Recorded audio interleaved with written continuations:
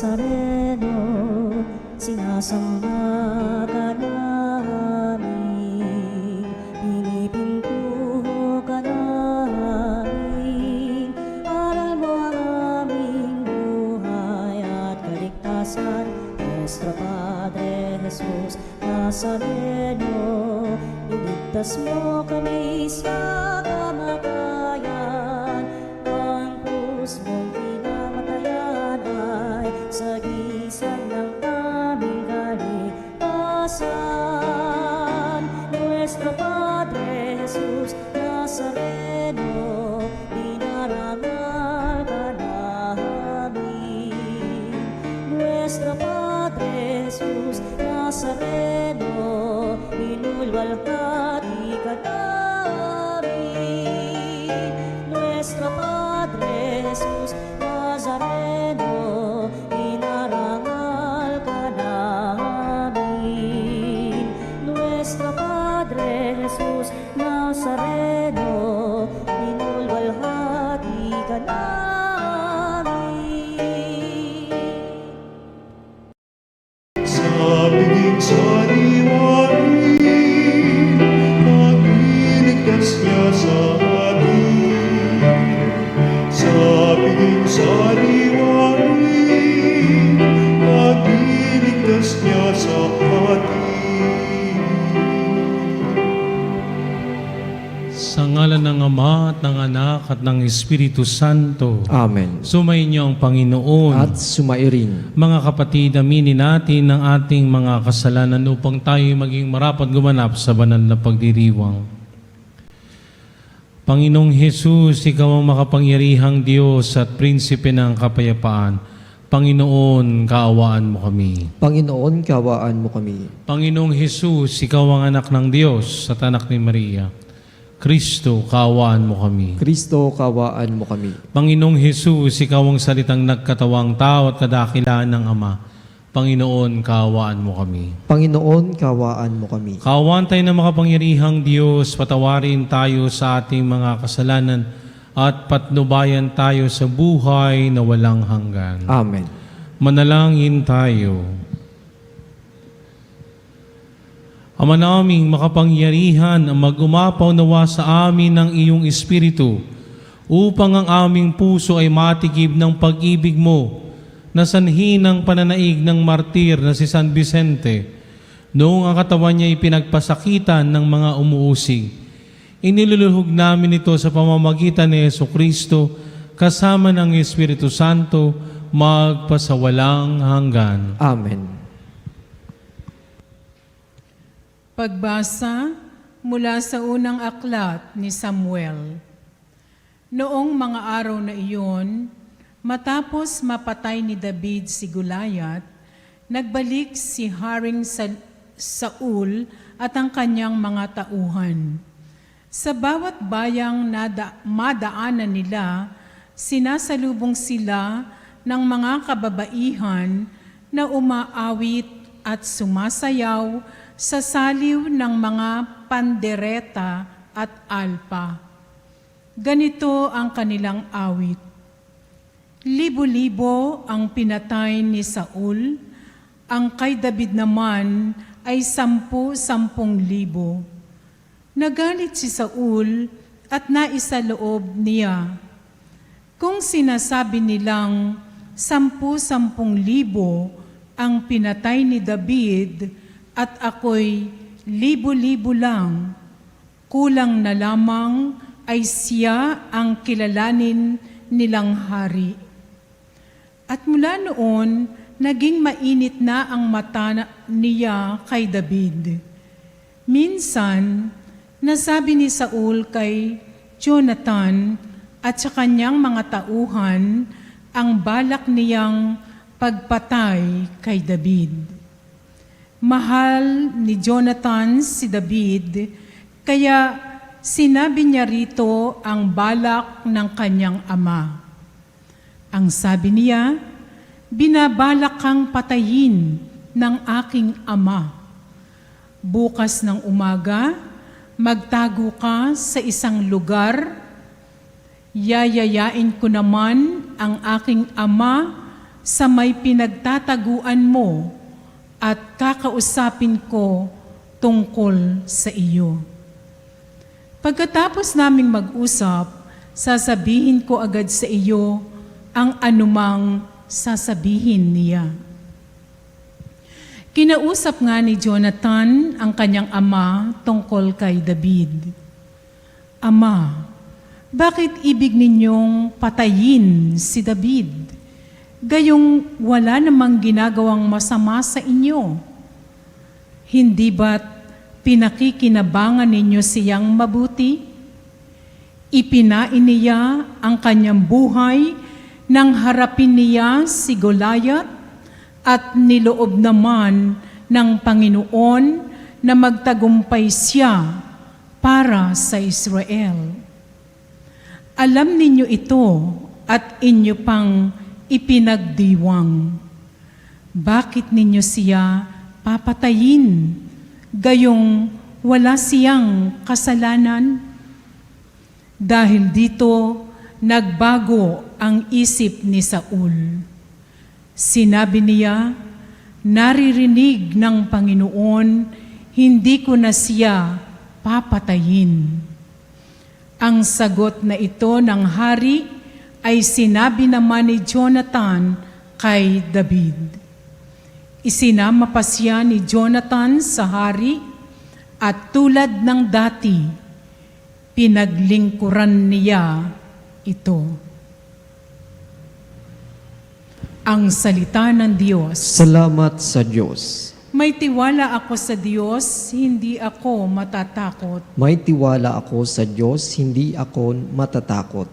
Maawa ka, Panginoon, ako'y iyong kahabagan. Lagi akong inuusig, nilulusob ng kaaway. Nilulusob nila ako, walang likat maghapunan. O kay rami nilang ngayong sa akin ay lumalaban. May tiwala ako sa Diyos, hindi ako matatakot. Ang taglay kong sulirani, nababatid mo ng lahat. Pati mga pagluha ko'y may talaan ka ng ingat. Kung sumapit ang sandaling ako sa iyo ay humikbik, ang lahat ng kaaway ko ay tiyak na malulupig, pagkat aking nalalamang Diyos ang nasa aking panig. May tiwala ako sa Diyos, hindi ako matatakot. May tiwala ako sa Diyos, pangako niya'y iingatan. Pupurihin ko ang puon sa pangakong binitawan. Lubos akong umaasat, may tiwala ako sa Diyos. Kung tao ring katulad ko, hindi ako matatakot. May tiwala ako sa Diyos, hindi ako matatakot. Ang anumang pangako ko'y dadalhin ko sa iyo, O Diyos. Ang hain ng pasalamat ay sa iyo ihahandog, pagkat ako ay iniligtas sa bingit ng kamatayan. Iniligtas mo rin ako sa ganap na katalunan. Ako ngayon ay lalakad sa harapan mo, O Diyos, na taglay ko ang liwanag na ikaw ang nagdulot. May tiwala ako sa Diyos, hindi ako matatakot. Hallelujah, hallelujah, hallelujah,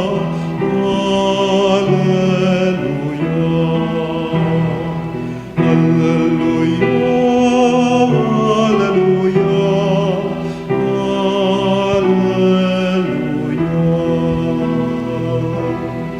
Si Kristo ay nagtagumpay, nalupig ang kamatayan, nagningning ang pagkabuhay.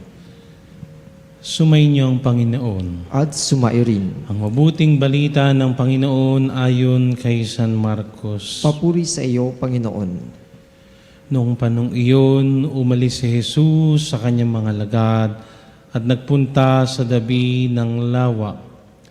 Sinundan siya ng maraming taong buhat sa Galilea.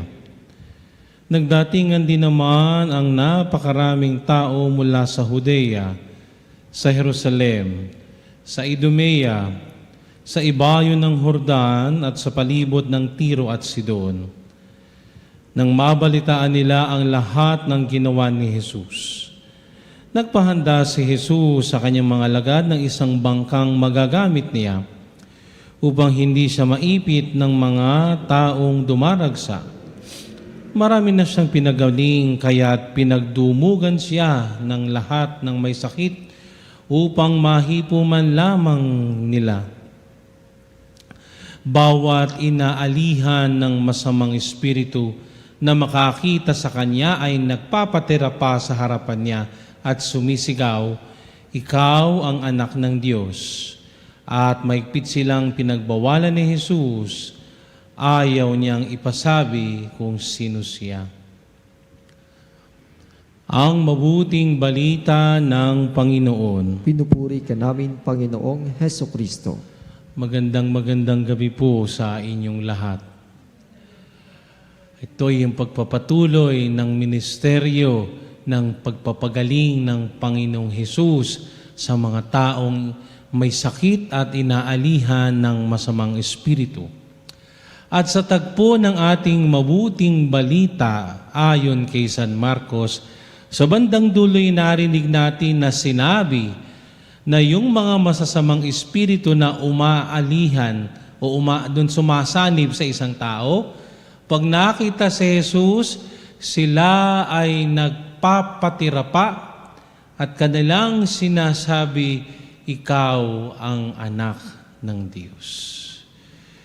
Ipinakikita lang dito sa mabuting balita na ang lahat ay luluhod sa paanan ni Jesus.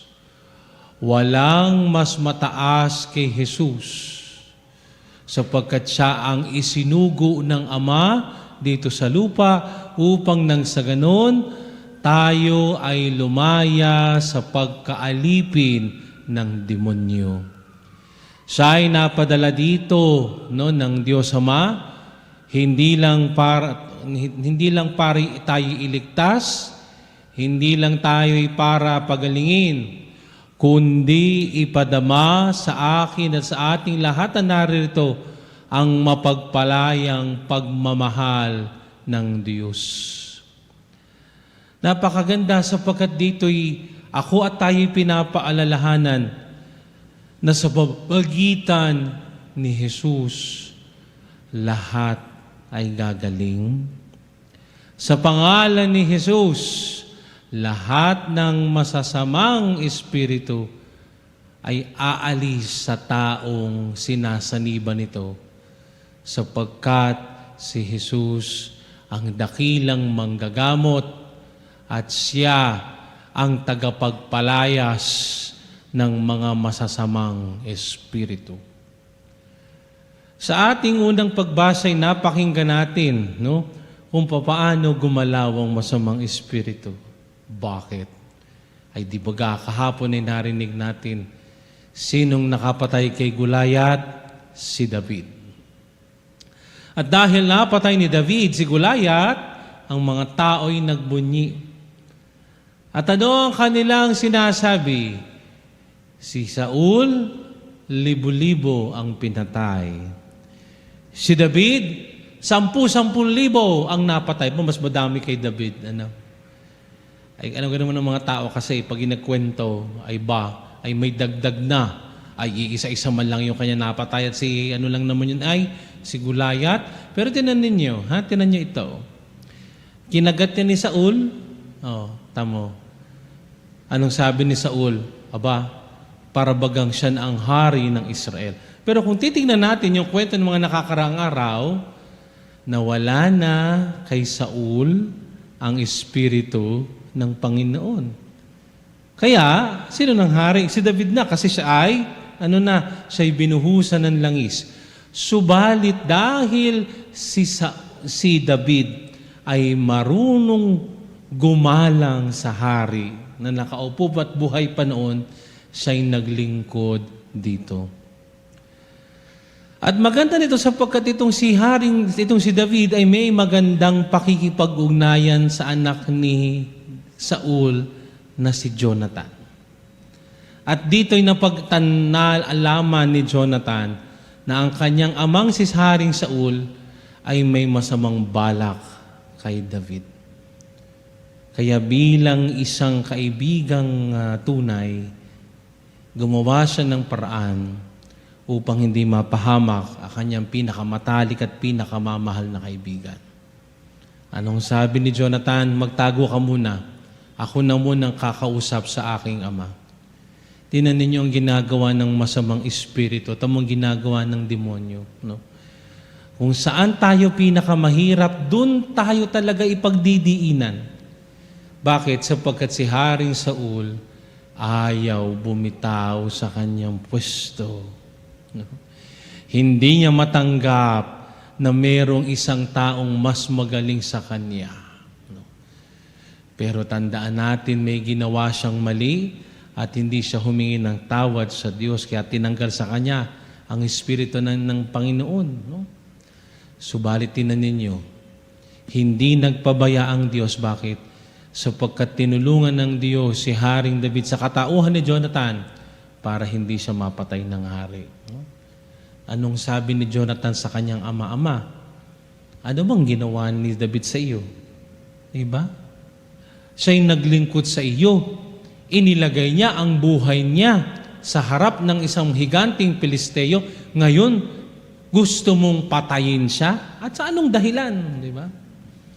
At siyempre si Saul, no? Sabi nga para bagay nagbalik loob. No. Para bagay natauhan. No, sabi niya, alam kong pinakikinggan ako ng Panginoon, hindi ko na papatayin si David. Pero anong nangyari? Hinayaan ni Saul na ang puso niya ay mapuno ng espiritu ng inggit. Ang inggit ay nakamamatay. Ang inggit ay nakapagdadala ng sama ng loob at pagkakawatak-watak. Kaya tayo humihingi ng tulong sa Espiritu Santo na nawa mapaglabanan natin ang inggit. Yan ay dala-dala ng demonyo, hindi dala ng Diyos yan. Tayo humihiling na nawa, sa halip na tayo mainggit sa ating kapwa, tayo maging masaya sa mga nangyayari sa kanyang maganda. Sapagkat tayo mga tao, pag nakitang may maganda sa bakit siya meron ako wala? Abay, tingin magpasalamat, tingin meron. No? Yan ating dadasalin. No? Huwag hayaan ang inggit mamayani sa ating mga puso sapagkat yan baka maging dahilan upang kayo makapatay ng tao. Pero hindi lang physically. Sapagkat sabi ni Padre Pio, kapag ikaw ay nainggit sa iyong kapwa, pinatay mo na yan sa puso niya. Totoo yun. Kaya nga ito yung hinihiling natin kay Jesus sa ating mabuting balita, na lahat ng mga umaalipin sa ating masasamang espiritu, masasamang ugali natin, masasamang gawi, magpapatira pa tayo sa harapan ni Jesus, na naway umalis ito sa ating mga sarili, umalis ito sa ating katauhan. Imposible ba yon? Hindi. Sapagkat si Jesus ay makapangyarihan. Kaya wag tayo mawawala ng pag-asa. No? Alam ko marami sa atin ditong tagapakinig ang dumadanas ng sakit, no? Physical, emotional, spiritual. Lahat naman nakakaranas niyan. At yung iba, sinasabi, pinanghihinaan na ng loob, ayoko nang mabuhay, gusto ko nang mamatay. Mali. Sapagkat mayroong malaking Jesus na haharap sa mga pagsubok, sa mga sakit at sakit ng buhay, at sa mga masasamang espiritu na umaalipin sa bawat isa sa atin. Tayo'y hinahamon ng ating mabuting balita sa harap ni Jesus, magpatira pa tayo. Ibig sabihin, sa harap ni Jesus, magpakababa tayo upang siya'y makagalaw sa atin. Sapagkat napakaganda, no, ng sinabi ni San Juan de la Cruz sapagkat ngayong taong ito'y pinagdiriwang natin ang kanyang 300 taon bilang santo at 100 taon bilang isang pantas o doctor of the church. Sabi ni San Juan de la Cruz ay ganito, kapag tayo'y walang-wala na, nada, no? Empty. Pag tayo'y walang-wala na, ibinigay na natin, tinalwan na natin, tinanggal na natin lahat, diyan papasok ang Diyos para gumalaw sa ating buhay. At yan ang makikita natin sa ating santo ngayong araw ito, si San Vicente Diacono. No?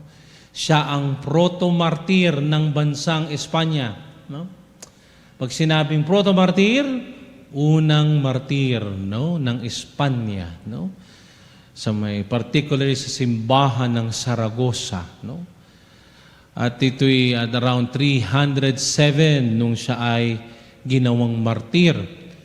Sapagkat ang sinasabi sa kanyang taalarawan, no, sa kanyang talambuhay, ay siya'y naging tagapagsalita ni Obispo Baleros. Bakit? Sapagkat itong si Obispo Baleros ay may problema sa pananalita. Kaya ang kanyang spokesperson ay walang iba kung hindi si San Vicente. Ngayon, sapagkat ang Espanya ay sakop ng Imperyong Romano nung panahon ni Diocleciano, siya'y nagbaba ng kautusan. Lahat ng mga Kristiyano ay papatayin. No? At ito ay hindi naging hadlang para kay San Vicente para mangaral. Kaya siya'y hinuli. No? Pinahirapan siya. No? Siya ay sinaktan, binugbog, binutas-butas po yung kanyang katawan. No? At sabi sa ibang mga tala, ay katulad ni San Lorenzo Diacono, siya din ay inilagay sa mainit na ihawan. Pero siya'y buhay siya. Kaya nung ginawa, nung siya'y makitang buhay pa, siya inilagay, no? Sabi sa kasaysayan, siya itinapon, no? Sa lugar na kung saan maraming basag na baso, plato, tapunan baga, no? Doon siya iniwan hanggang siya ay mamatay. Subalit sa sulat naman o sa kwento ayon kay Papa San Leon Magno, ang sabi ng kwento ay siya ibinitinan ng gilingang bato sa leeg at siya ay itinapon sa dagat. Subalit, ang kanyang katawan ay hindi ginalaw ng mga buitre. Alam yung buitre? Vulture. Bakit? Ay sapagkat ang mga uwak, alam niyo yung uwak? Ano yung English ng uwak? Basta uwak. Okay.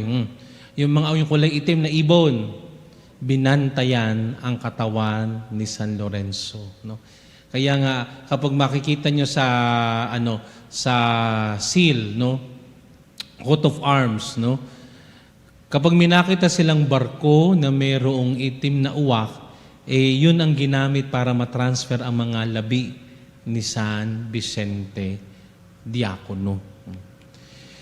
Kakaunti man ang ating nalalaman sa kanya, subalit yan ay isang magandang paalaala na tayo din ay tinatawag ng Panginoong Hesus sa kabanalan. Si San Vicente tinawag bilang isang martir, no? Sinawag siya maging saksi sa pamamagitan ng pagbububo ng kanyang dugo. Subalit tayong mga mananampalataya sa panahong ngayon, tayo inaanyayahan ng kabanalan na na hayaan si Jesus ang gumalaw sa buhay natin. Na sa harap ni Jesus tayo'y magpapatira pa. Isusuko natin lahat ng sakit, problema, kasama na mga umaalihang, mga sumasali na masasamang espiritu, sapagkat tayo ay nananalig at nananampalataya na sa pamamagitan ni Jesus, gagaling tayo. Sa pamamagitan ni Jesus, lahat ng problema ay mawawala. Na sa pamamagitan ng ating pagpapatira pa sa harap ni Jesus, magkakaroon ng lunas ang lahat ng uri ng ating mga sakit. Iyahari nawa sa pagkapatuloy ng ating banal na misa ngayong gabing ito. Katuwang ng panalangin ni San Vicente Diacono at Martir. Nawa tayo, huwag tayong manghihinaan ng loob sa ating pananampalataya at pananalig kay Jesus. Sapagkat sa harap ni Jesus, ang mga sakit ay pagagalingin niya. At ang mga inaalipin ng masamang espiritu ay pagagalingin ni Jesus, palalayasin niya ang mga masasamang espiritu na umaaligid at naninirahan sa ating mga katawan. Manalig tayo at manampalataya. Marami man tayong problema, sakit na pinagdadaanan, mas malaki ang Panginoong Hesus natin sapagkat daladala niya ang kagalingan at kalayaan mula sa mga masasamang espiritu. Amen.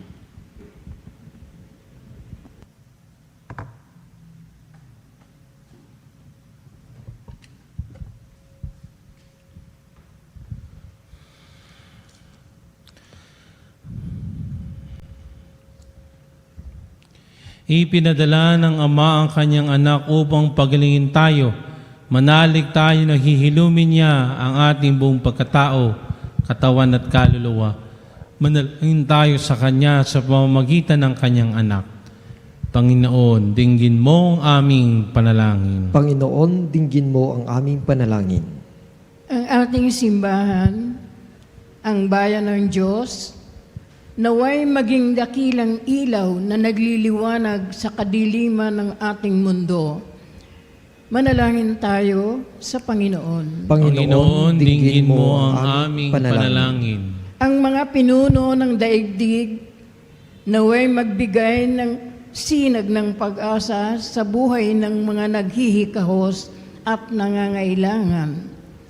Manalangin tayo sa Panginoon. Panginoon, dinggin mo ang aming panalangin. Ang lahat ng mga Kristiyano naway maging tulad ng ilawan sa tuktok ng bundok upang maging gabay ng mga taong naglalakbay dito sa lupa patungo sa Diyos.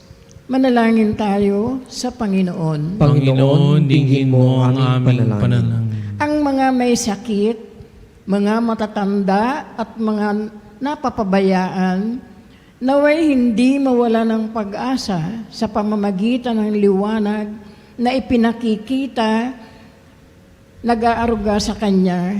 Manalangin tayo sa Panginoon. Panginoon, dinggin mo ang aming panalangin. Ang ating mga mahal na yumao, naway tanglawa ng walang hanggang liwanag. Manalangin tayo sa Panginoon. Panginoon, dinggin mo ang aming panalangin. Sa ilang sandali ng katahimikan, panalangin natin ang kagalingan at natatanging kahilingan ng ating mga Eucharistic advocates. Manalangin tayo sa Panginoon. Panginoon, dinggin mo ang aming panalangin. Ipinapanalangin din natin ang kapulungan ng mga obispo sa Pilipinas na nagsasagawa ng kanilang plenary session ngayong mga araw na ito. Naway gabayan sila ng Espiritu Santo at nawa sa kanilang pagpupulong maging mabunga nawa ito lalo tigit para sa simbahan dito sa Pilipinas. Manalangin tayo sa Panginoon. Panginoon, dinggin mo ang aming panalangin. Ito ang aming samot dalangin sa pamamagitan ni Kristong aming Panginoon. Amen.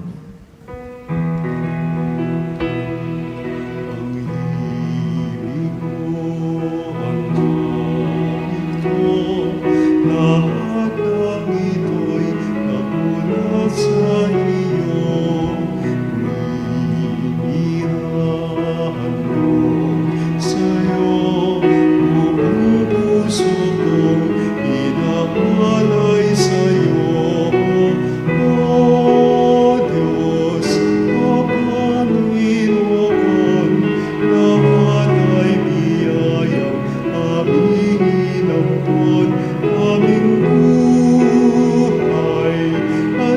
kapayapaan, ito'y para lamang sa'yo, kalwalhatian.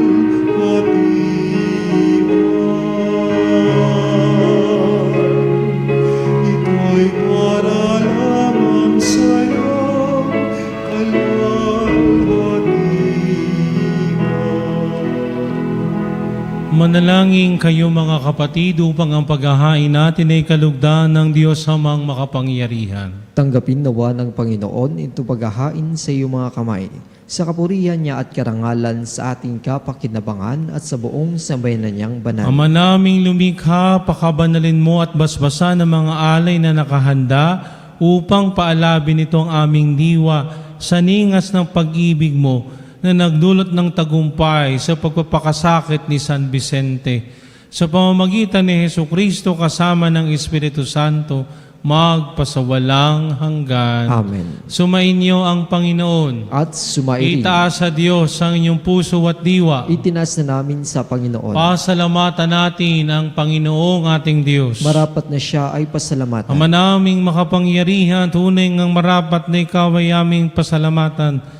Ngayong aming kagalakan na si San Vicente ay parangalan. Siya ay kapanalig naming may paninindigan na ikaw ay ipahayag kahit siya ay mamatay. Sapagkat minarapat mong kanyang matularan ang iyong anak na naghain ng sariling buhay tulad ng naganap ng iyong anak. Ang dugo ng mga martiri dumanak hindi dahil sa katatagang likas, kundi dahil sa iyong bigay na lakas. Kaya kaysa ng mga anghel na nagsisiyawat ng papuri sa iyo, nang walang humpay sa kalangitan, kami nagbubunyi sa iyong kadakilaan.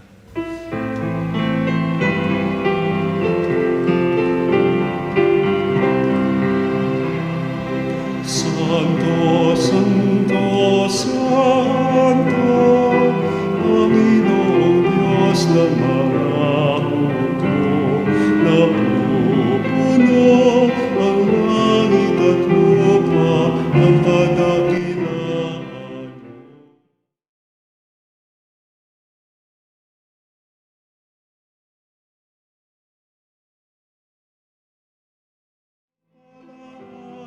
Naparirito sa ngalan ng Panginoon.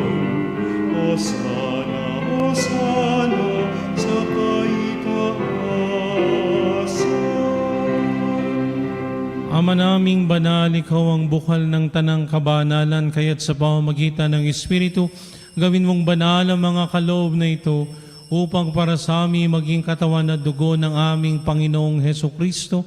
Bago niya pinagtiis ang kusang loob na maging handog, hinawakan niya ang tinapay, pinasalamatan kanya, pinaghati-hati niya iyon, iniabot sa kanyang mga lagad at sinabi, tanggapin ninyong lahat ito at kanin, ito ang aking katawan na ihahandog para sa inyo.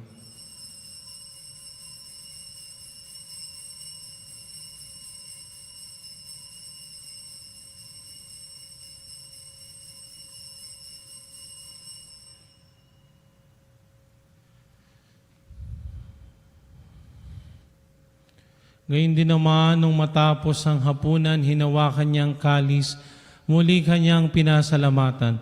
Iniabot niya ang kalis sa kanyang mga lagad at sinabi, tanggapin ninyong lahat ito at inumin. Ito ang kalis ng aking dugo, ng bago't walang hanggang tipan. Ang aking dugo na ibubuhos para sa inyo at para sa lahat, sa ikapagpapatawad ng mga kasalanan. Gawin ninyo ito sa pag-alaala sa akin.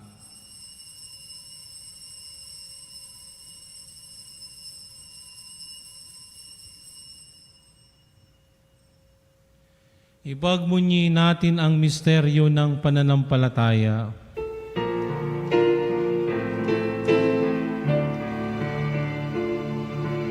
Ang kamatayan mo, Panginoon, aming ipinag.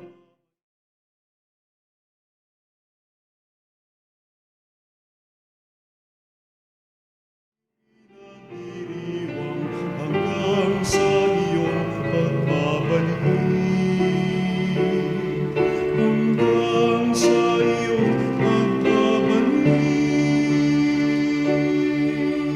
Ama, ginagawa namin ngayon ang pag-alaala sa pagkamatay at waling pagkabuhay ng iyong anak. Kaya tiniaalay namin sa iyo ang tinapay na nagbibigay buhay at ang kalis na nagkakalob ng kaligtasan.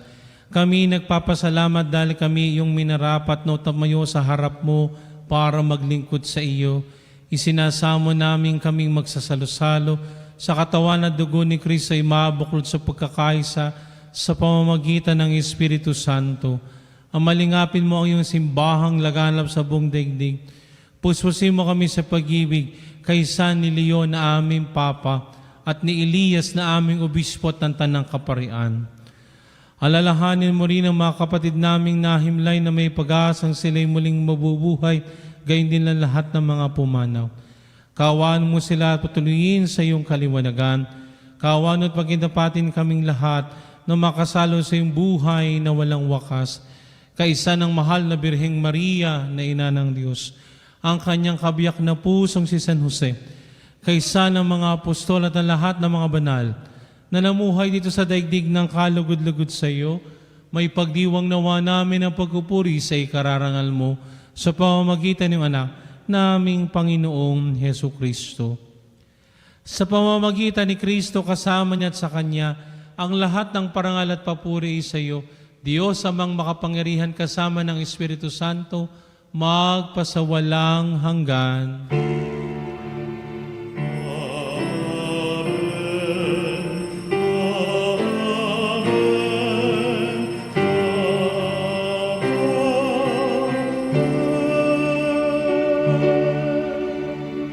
Sa tagubili ng mga nakagagaling na utos sa turo ni Jesus na Panginoon natin at Diyos, ipahayag natin ang lakas loob. Namin,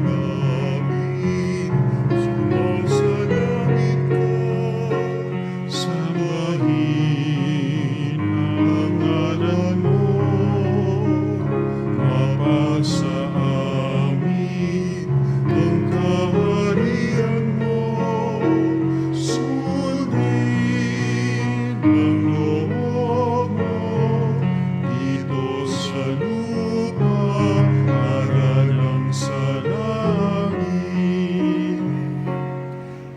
Bigyan mo kami ngayon ng aming kakanin sa araw-araw.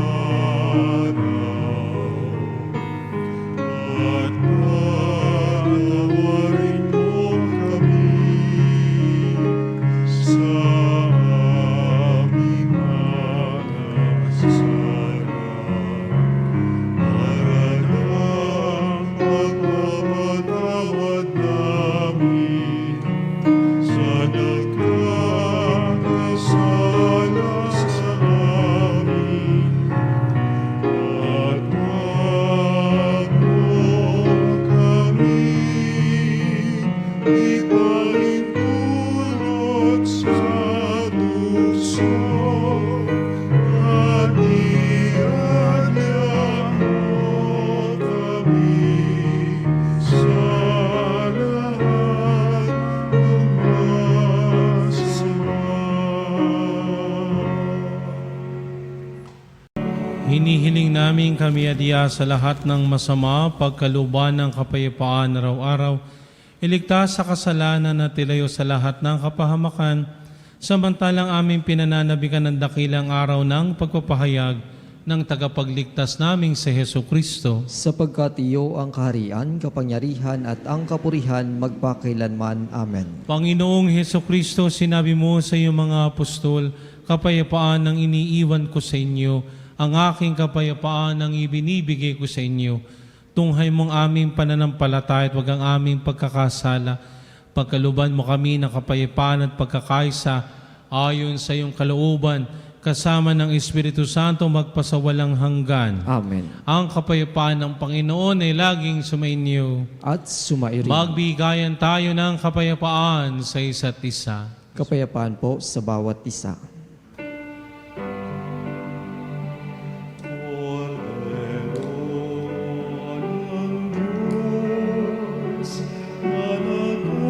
Managalis naman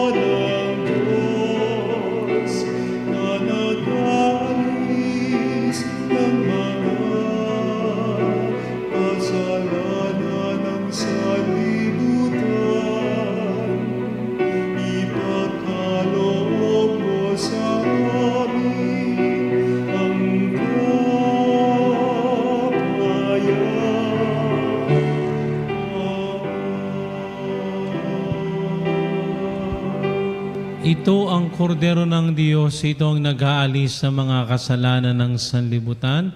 Mapapalad tayong inaanyayahan sa kanyang piging. Panginoon, hindi ako karapat-dapat na magpatuloy sa iyo. Ngunit sa isang salita mo lamang ay gagaling na ako.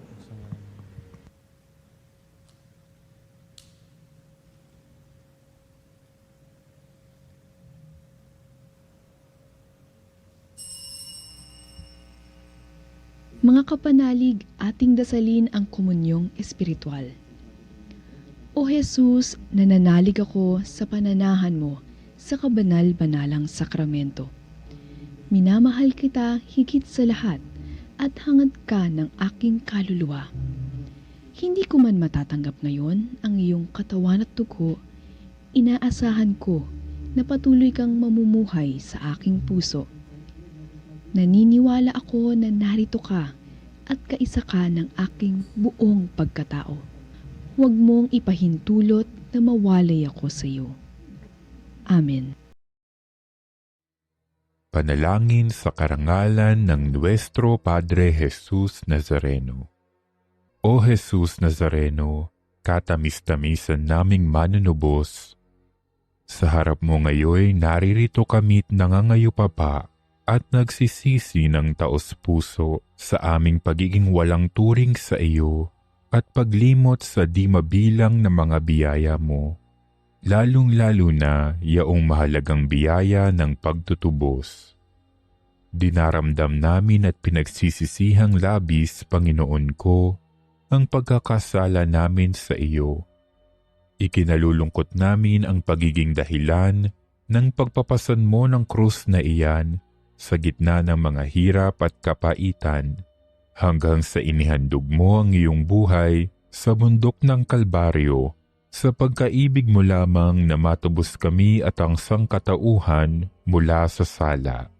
Pakabanalin mo, O Panginoon, ang aming pagnanais at ipagtanggap mo sa amin ang iyong biyaya. Maging tagapamagitan nawa ang iyong ina, ang kalinis-linisang Birheng Maria.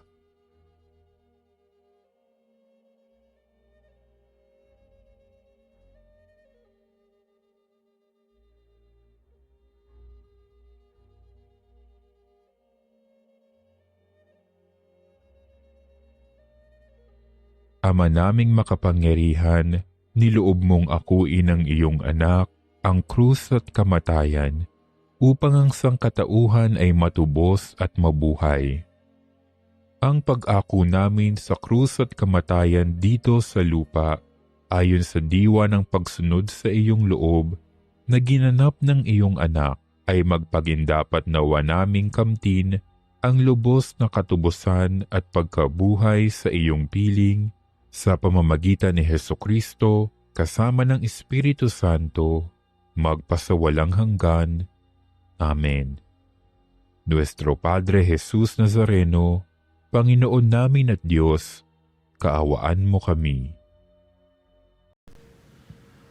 Ama naming mapagmahal, ang tinanggap naming banal na pakikinabang ay makapagdulot nawa sa amin ng katatagan, na nagkaloob ng katapatan sa paglilingkod at tagumpay sa pagtitiis ng pagsubok sa iyong martir na si San Vicente. Sa pamamagitan ni Jesucristo kasama ng Espiritu Santo, magpasawalang hanggan. Amen. Patalastas, amin po kayong inaanyayahang maging isang Veritas Eucharistic Advocate dahil sa Eucharistia nagmumula ang katotohanan. Para po sa inyong pamis at mga mass intentions, tumawag lamang po sa Religious Department 8925-7931, Local 129-131-137, o mag-text sa 0917-631-4589 at hanapin lang po si Binibining Rene Jose o si Binibining Alinahe. Maraming salamat po. Patuloy nating isama sa ating mga panalangin sapagkat ang CBCP ay nagkakaroon ng kanilang, ay sinasagwa ang kanilang plenary session dito sa may Pius XII Catholic Center. Pagdasal natin na naway maging mabunga ang kanilang pagpupulong upang nang sa ganon ang mga panukala ng inang simbahan, lalo tigit sa ating bansang Pilipinas ay ating maisagawa at maisakatuparan upang lalong lumalim, lumago ang ating buhay pananampalataya dito sa Pilipinas.